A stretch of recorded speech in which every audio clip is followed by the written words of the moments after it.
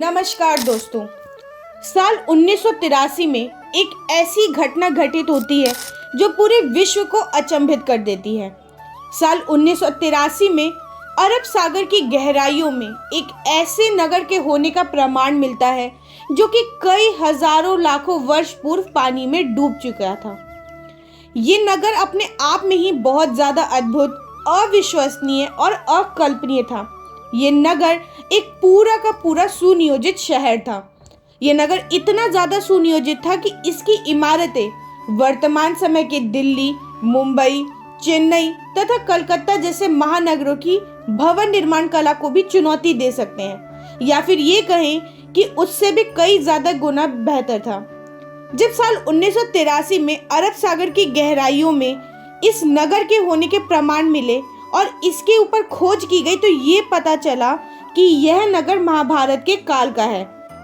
यह नगरी कोई और नहीं, भगवान श्री कृष्ण की रचित द्वारका नगरी थी।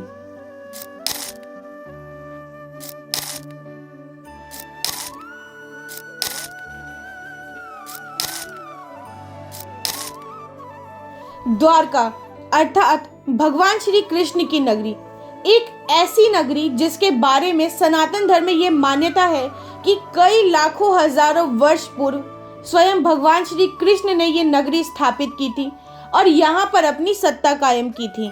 यह एक ऐसी नगरी थी जो भगवान श्री कृष्ण की कई लीलाओं की साक्षी रही है और जहाँ का कण कण भगवान श्री कृष्ण की भक्ति में डूबा हुआ था। तो आइए अब हम जानते हैं कि आखिर ऐसा क्या हुआ कि भगवान श्री कृष्ण की रचित यह अद्भुत नगरी अचानक से लुप्त हो गई और समुद्र की गहराइयों में समा गई। दोस्तों, हमारे इस चैनल पर हमने सनातन धर्म की बहुत से मंदिरों के ऊपर वीडियोस बनाई है, जैसे कि कोणार्क का सूर्य मंदिर, गुजरात का सोमनाथ मंदिर, श्री राम मंदिर, उज्जैन महाकाल मंदिर और उत्तर प्रदेश का श्री कृष्ण जन्मभूमि। हमने बहुत सारे मंदिरों के निर्माण, उनके इतिहास के ऊपर वीडियोस बनाई है और ये वीडियो उसी श्रृंखला का एक भाग है। तो आइए शुरू करते हैं आज की वीडियो। मेरा नाम है जितिका झा और मैं स्वागत करती हूँ आपका अपने इस YouTube चैनल पर। Construction of Dwarka. अब हम बात करेंगे द्वारका नगरी का निर्माण आखिर कैसे हुआ और इसका इतिहास क्या रहा है। महाभारत में संस्कृत का एक श्लोक है, यदा यदा हि धर्मस्य ग्लानिर्भवति भारत अभ्युत्थानम अधर्मस्य तदात्मानं सृजामहे परित्राणाय साधूनां विनाशाय च दुष्कृता धर्म संस्थापनार्थाय संभवामि युगे युगे।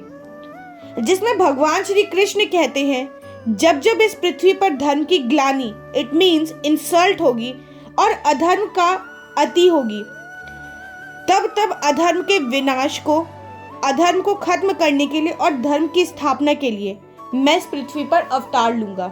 जब मथुरा में कंस अपने अधर्म का साम्राज्य फैला रहा था और अपनी प्रजा पर अत्याचार कर रहा था, तब भगवान विष्णु कंस का वध करने के लिए इस पृथ्वी पर अपने कृष्ण रूप में अवतरित होते हैं और कंस का वध कर देते हैं।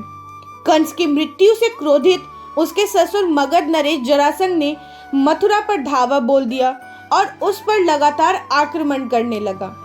मगध नरेश जरासंध की सेना इतनी विशाल थी और इतनी शक्तिशाली थी कि उससे अपनी प्रजा की रक्षा के लिए श्री कृष्ण ने कहीं और जाने का निश्चय किया। अब सवाल ये आता है कि श्री कृष्ण तो स्वयं नारायण के अवतार थे, वो चाहते तो जरासंध की सेना को पराजित कर सकते थे, लेकिन उन्होंने वहां से भागने का क्यों निश्चय किया?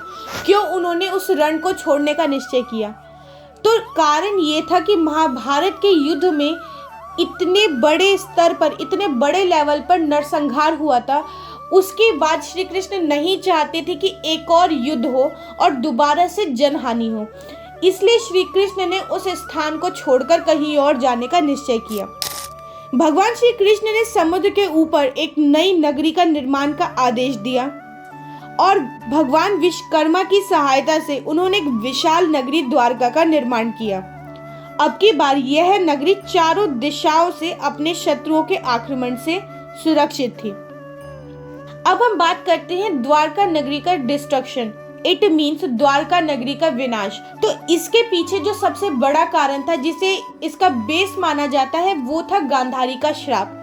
अब गांधारी कौन थी? तो महाभारत के युद्ध में कौरवों की माता थी तथा धृतराष्ट्र की पत्नी थी। गांधारी के श्राप के बारे में हम जानते तो उन्होंने आखिर क्यों भगवान श्री कृष्ण को ये श्राप दिया और वह श्राप क्या था। गांधारी जो कि 100 पुत्रों की माँ थी, जो कि दुर्योधन की भी माता थी, असल में चाहती ही नहीं थी कि महाभारत का युद्ध हो, क्योंकि वो जानती थी यदि युद्ध हुआ तो दोनों तरफ से व्यापक नरसंहार होगा, परंतु होने को कौन रोक सकता है। अंततः महाभारत का युद्ध हुआ और उसमें पांडवों की विजय हुई। और युद्ध के पश्चात जब श्री कृष्ण कौरवों की माता गांधारी से मिलने गए तो गांधारी उन्हें देख के बहुत ज्यादा क्रोधित हो गई और उन्होंने क्रोधवश श्री कृष्ण को श्राप दे दिया कि जिस प्रकार आपस में लड़ने के कारण उनके वंश का नाश हुआ है, ठीक उसी प्रकार उनके भी वंश का नाश हो जाएगा और उनकी ये द्वारका अद्भुत नगरी वो भी डूब जाएगी। अब जाहिर सी बात है, वंश का नाश होगा तो वंश में यदु वंश में कृष्ण जी भी आते हैं, तो नाश तो फिर कृष्ण जी का भी होगा और मृत्यु उनकी भी होगी। तो हम ये जानते हैं कि आखिर क्यों भगवान श्री कृष्ण ने, जो कि खुद जन्म और मृत्यु से परे हैं, उन्होंने मृत्यु का रास्ता अपनाया।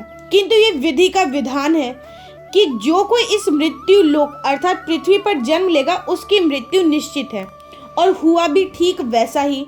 रीजन चाहे जो भी हो, रीजन हो सकता है गांधारी का श्राप हो, लेकिन भगवान श्री कृष्ण की मृत्यु उनके द्वारा रचे इस मटेरियलिस्टिक वर्ल्ड को त्यागने के लिए रची गई एक लीला थी। तो अब हम अपनी कहानी पे वापस आते हैं। गांधारी के श्राप के अनुसार श्री कृष्ण के यदुवंश के सभी लोग सत्ता के लोभ में आपस में लड़ने लगे और धीरे धीरे यदुवंश का पतन होने लगा। अपने वंश की इस दुर्दशा को देखकर श्री कृष्ण अत्यंत दुखी हो जाते हैं और एक वृक्ष के नीचे आराम करने लगते हैं। उनके पांव पर एक पक्षी का चिन्ह बना हुआ था। उसे दूर से एक शिकारी ने देखा, जो कि जंगल में उस समय शिकार कर रहा होता है। तभी उस शिकारी को भगवान श्री कृष्ण के पांव के ऊपर बने पक्षी के चित्र दिखते हैं और वो शिकारी उसे एक पक्षी समझकर बाण चला देता है और वो बाण सीधा जाकर भगवान श्री कृष्ण के पांव में लगता है और इस प्रकार श्री कृष्ण की मृत्यु हो जाती है और द्वारका नगरी भी डूब जाती है। अब जिस स्थान पर श्री कृष्ण की मृत्यु हुई थी उसी स्थान पर सनातन धर्म का एक और प्रसिद्ध तीर्थ स्थल है और यहीं से कहानी शुरू होती है सनातन धर्म के एक और सबसे प्रसिद्ध मंदिर जगन्नाथ मंदिर की। अगर आपको ये वीडियो अच्छी लगी तो इस वीडियो को लाइक करें और चैनल को सब्सक्राइब करें। जय श्री कृष्ण।